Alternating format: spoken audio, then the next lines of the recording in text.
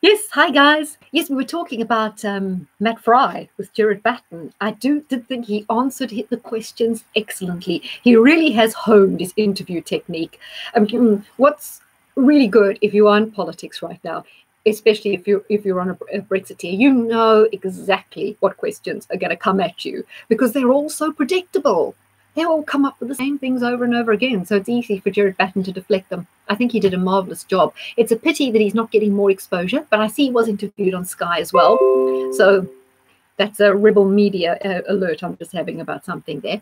So yes, he did really, really well. Like I say, Jared's talked a lot about Nigel Farage's role, and it becomes clear that Nigel is a little bit... he's into the showman side of the whole thing at the moment. And I don't think he's thinking through his political strategy. I really hope that people like Jacob Rees-Mogg and Boris Johnson have thought through theirs properly. I do see that they were always playing this gamble. They thought if they kicked it down the road and they kept rejecting a deal, we'd finally get to a no-deal scenario. But unfortunately, just with one vote, as many people rightly pointed out, that vote was the vote of the person with the tag who's been in prison and was released early and shouldn't even be voting. So just one vote made the difference, or they couldn't have pushed that through. So that was actually really disappointing. And I think at this stage that if Europe or Macron did say that you can't have that extension, sorry, just got some irritating little messages coming up here to make go away. If Macron did say that we couldn't have the extension, she'd probably revoke Article 50, Theresa May. You know, she's that gutless. And it became clear in Prime Minister's questions last Tuesday that Theresa May had no idea how well prepared we were for Brexit. So I don't think she's had her finger on the pulse. And I also don't think any of them have had their finger on the pulse in terms of public opinion and the way that people are fed up with this. They want it over. And they really do want a clean break. That's why Brexit is going to remain a very important and a key issue in elections going forward. As I say, the Newport West by-election, you had 9,000 people still come out. But the worrying thing was 37% people didn't use that as an opportunity to get out and support either. I'm not sure who would have been the UKIP candidate, obviously is pro-Brexit. I'm not sure what the Tory candidate in that particular seat was all about. But people didn't use the opportunity. So that doesn't really bode well for the next election. I hope people are going to get out and vote, especially in the EU elections, and then we'll see what happens. But it seems kind of pointless. We're going to vote in all these people. Then what's going to happen if we do leave? I know. The whole thing is kind of ridiculous.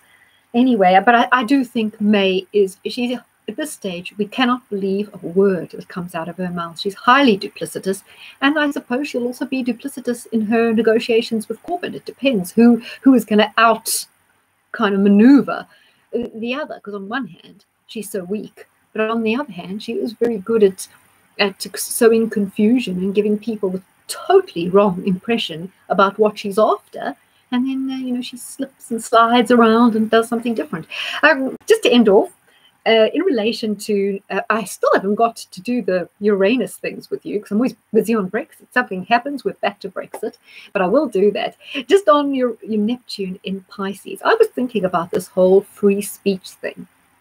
Now I wonder, did we ever really have free speech? I wonder. I don't think we ever did. I think it was totally theoretical, because before, when we were just like ordinary people going about our lives, we might have talked politics to our family or our friends, but we didn't really talk about it in public.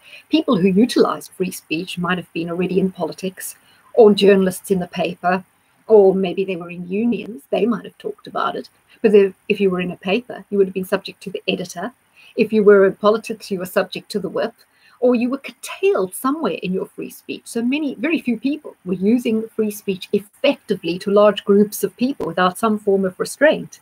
However, with social media, we now air our views to lots of people. On Twitter, we might not even know people, and we air our views. On Facebook, we've got loads of Facebook friends that we don't even remember how we met them, and we'll air our views. So we are speaking to a wider range of people we don't know that well in public, and hence we're beginning to find, now we do that we really don't have free speech because we are being shut down. So I think the whole thing about free speech was absolutely theoretical. It's not that we're losing it, it's that we never really had it. We didn't have an avenue to express ourselves to more than our closest associates.